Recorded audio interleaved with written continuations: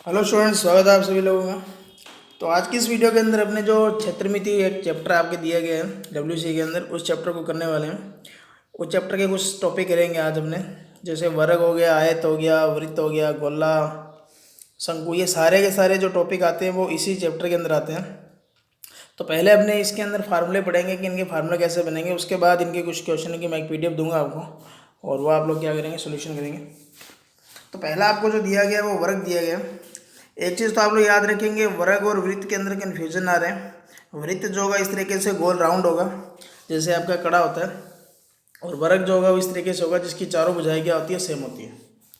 तो वर्ग होगा क्या, उसके बारे में सबसे पहले देखेंगे।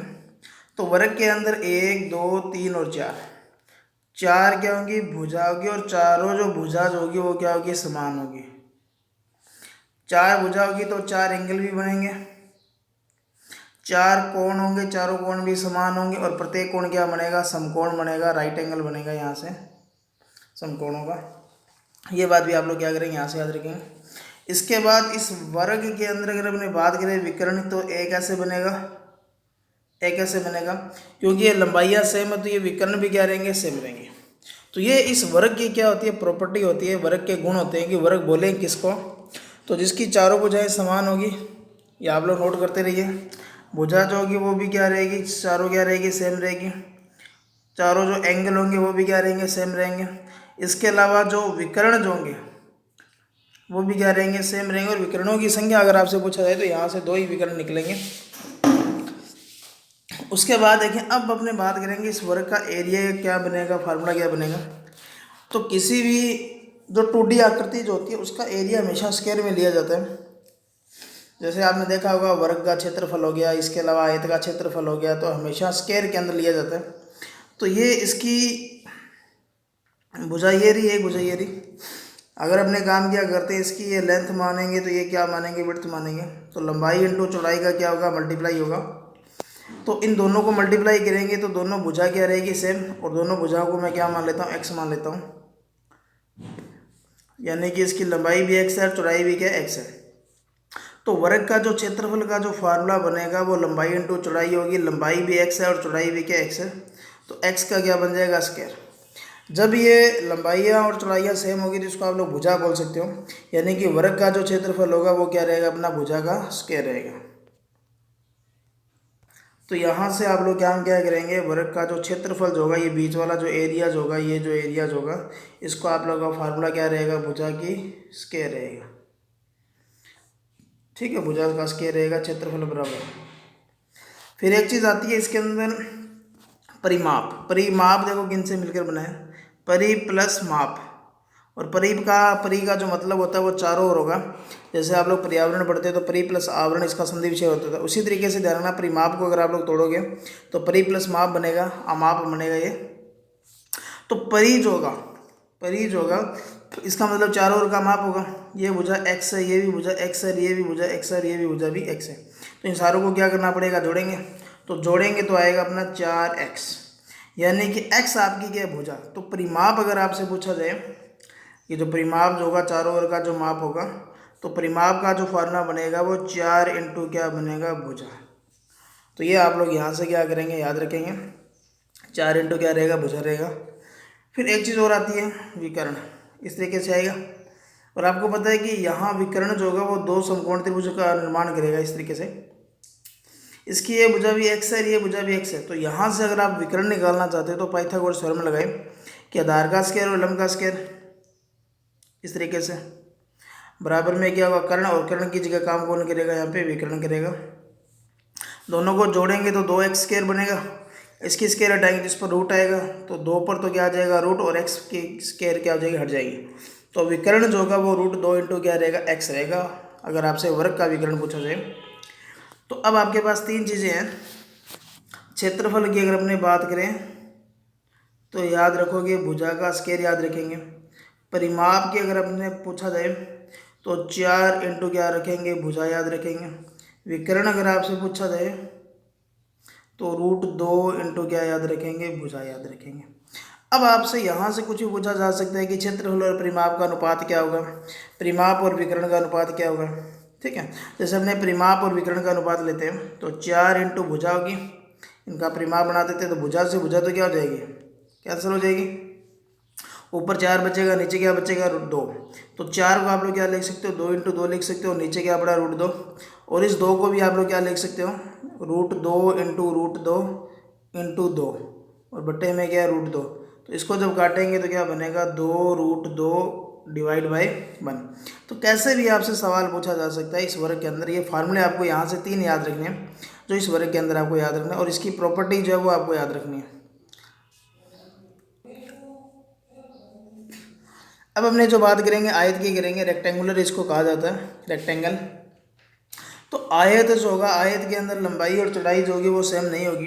बाकी सारी प्रॉपर्टी अगर आप लोग देखो तो लगभग सेम होती है। 4 भुजाएं होगी जिसमें आमने सामने की भुजाएं समान होगी, जैसे ये 2 भुजाएं और ये 2 भुजाएं क्या होगी, बराबर होगी।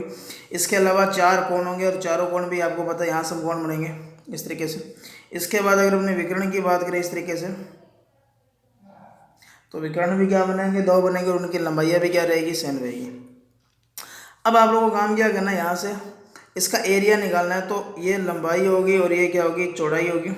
तो एरिया जो होगा, क्षेत्रफल जो होगा, यहाँ से क्या बनेगा आपका, लंबाई इंटू क्या बनेगा, चौड़ाई बनेगा। अगर आपको परिमाप चाहिए तो ये तो एरिया इसका क्या होगा, लंबाई इंटू चौड़ाई हो गया। और परिमाप मैंने अभी आपको बताया था कि जो चारों भुजाओं का योग होगा, ये लंबाई होगी, ये भी लंबाई, ये चौड़ाई होगी और ये भी क्या होगी, चौड़ाई होगी। तो जब इसको चारों ओर से जोड़ोगे तो 2 बार तो लंबाई आएगी और 2 बार क्या आएगी, चौड़ाई आएगी। तो इसको मैं ऐसे लिख सकता हूँ, 2 इंटू लंबाई प्लस चौड़ाई। तो ये इस वर्ग आयत का क्या रहेगा, परिमाप रहेगा।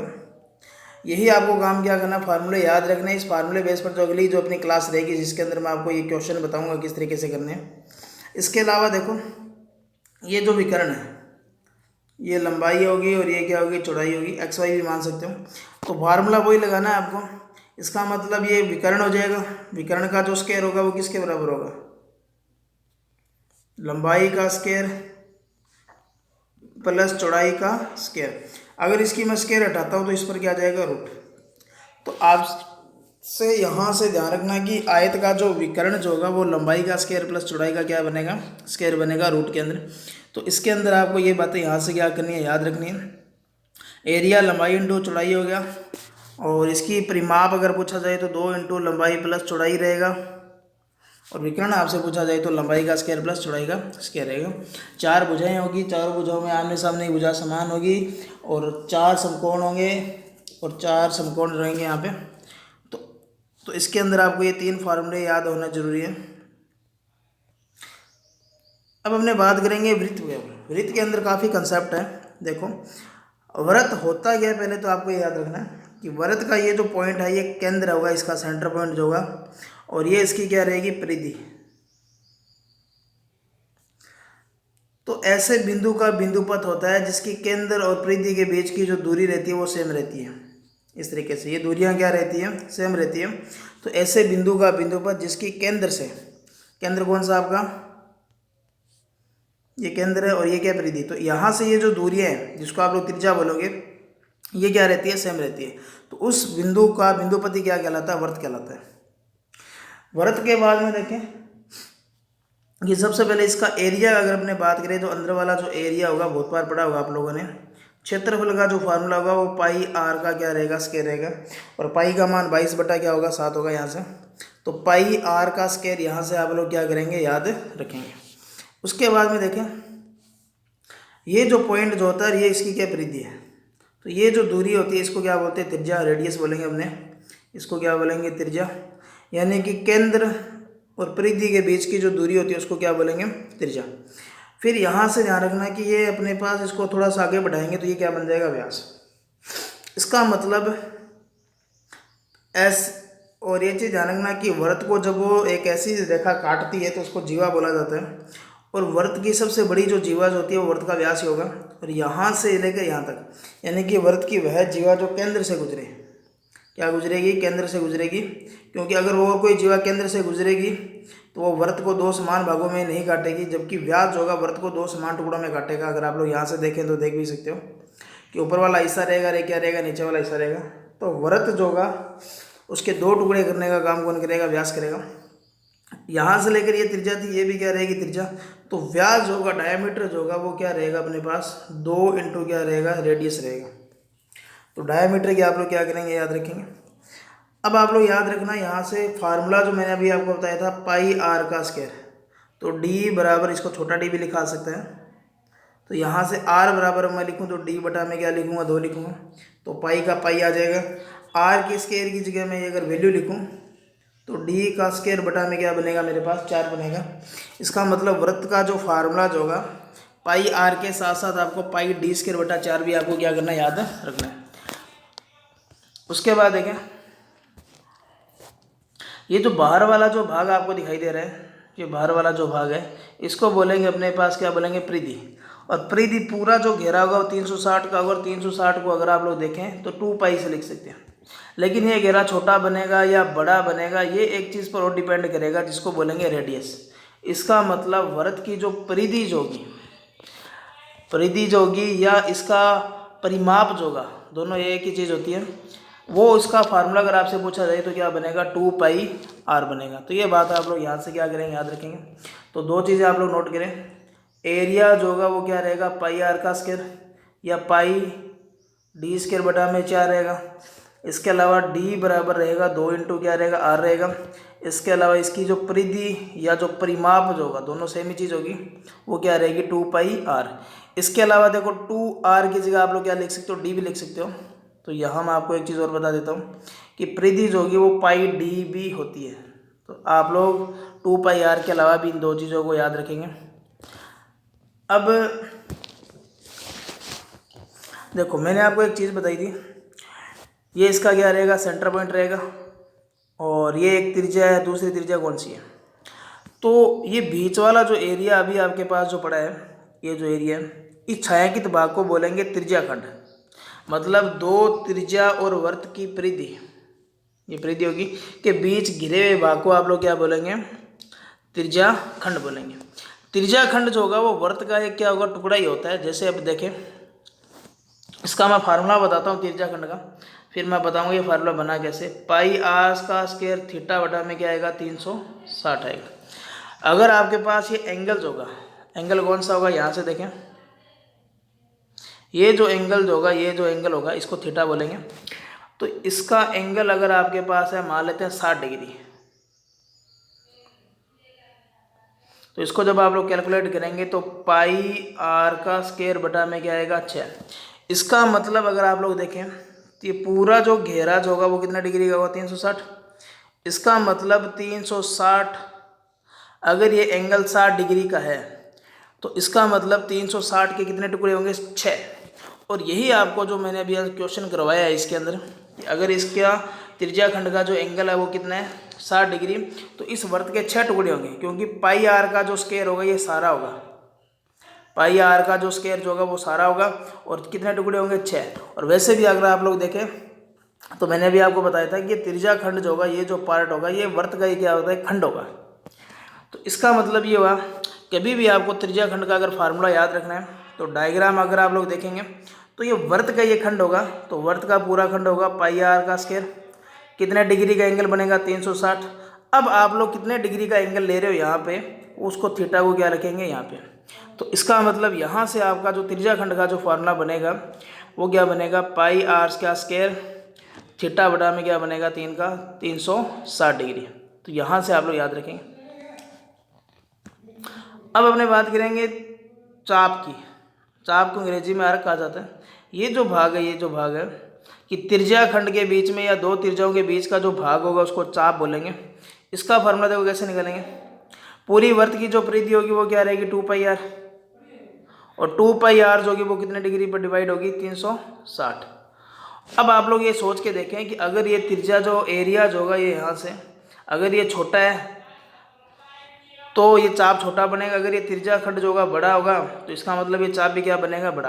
तो इसका मतलब ये अंदर वाला जो एंगल जो होगा इस बात पर ये इस चाप की लंबाई क्या करेगी, डिपेंड करेगी। तो यहाँ से आप लोग क्या कर देंगे थीटा। तो 2 फार्मूले मैंने अभी आपको जो बताए हैं, एक त्रिज्याखंड का और एक चाप की लंबाई का। तो दोनों को किस तरीके से याद रखेंगे एक बार और देखें आप लोग। तो आपको क्या करना है, त्रिज्याखंड का निकालना है। तो त्रिज्याखंड वृत्त का ये खंड होगा, तो इसका वर्त का पाई आर का स्क्वायर बनेगा, पूरा एंगल 360 का होगा, ये पूरा राउंड होगा, और आप कितने डिग्री का एंगल ले रहे हो यहाँ आ जाएगा। फिर चाप की अगर लंबाई की बात करें,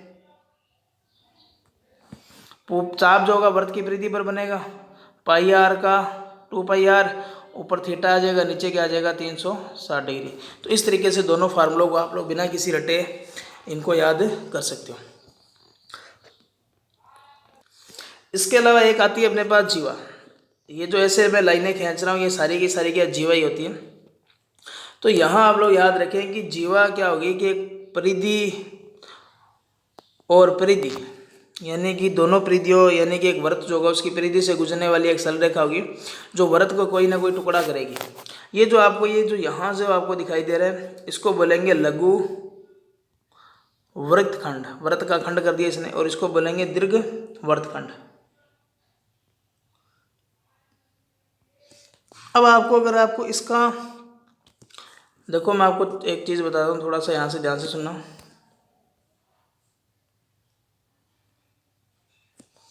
अगर आपको इसका एरिया निकालना है कभी भी, जैसे मान लेते हैं कि ये इस तरीके से गई, आपको ये एरिया चाहिए कौन सा वृत्तखंड का, ये जो एरिया ये चाहिए, तो आपको यहाँ दो काम करने पड़ेंगे। सबसे पहले आपको ये जो त्रिज्या खंड जो है इस त्रिज्या खंड की एरिया निकालना पड़ेगा। त्रिज्या खंड का निकालने के बाद आप लोग काम क्या करेंगे, ये जो है ये इस त्रिभुज का निकालेंगे। त्रिभुज समकोण बन रहा है, समद्विबाहु त्रिभुज बन रहा है, कौन सा बन रहा है, सॉरी समबाहु बन रहा है या समद्विबाहु बन रहा है, तो वो आप लोग यहाँ से याद रखेंगे क्योंकि दो ही त्रिभुज बन सकते हैं, या तो समबाहु बनेगा या समद्विबाहु बनेगा।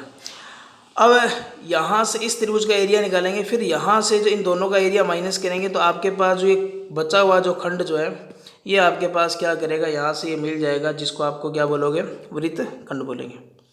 तो वृत्त के अंदर आपको क्या क्या याद रखना है, वृत्त के अंदर आपको एरिया का फार्मूला याद रखना है क्षेत्रफल का, जिसको बोलेंगे पाई आर का स्क्वायर, पाई डी का स्क्वायर बटा में 4 लिखेंगे। परिमाप अगर पूछे तो 2 पाई आर याद रखेंगे। त्रिज्या खंड का फार्मूला पूछे तो पाई आर का स्क्वायर थीटा बटा में 360 रखेंगे। अगर आपको पूछे किसका चाप की लंबाई का, तो चाप परिधि पर बनेगा तो 2 पाई आर थीटा बटा में 360 याद रखेंगे। त्रिज्या और परिधि के अंदर त्रिज्या और उसके अंदर पूछे आपको संबंध व्यास के अंदर तो ऐसे बता सकते हो, त्रिज्या परिधि के अंदर पूछा जाए तो आप लोग बता सकते हो। तो ये आप लोग यहाँ से क्या करेंगे वृत्त के बारे में याद रखेंगे। तो आज की वीडियो में बस इतना ही, नेक्स्ट टाइम मिलते हैं, कुछ और इसके अंदर टॉपिक लेकर के आऊँगा। धन्यवाद, जय हिंद, जय भारत।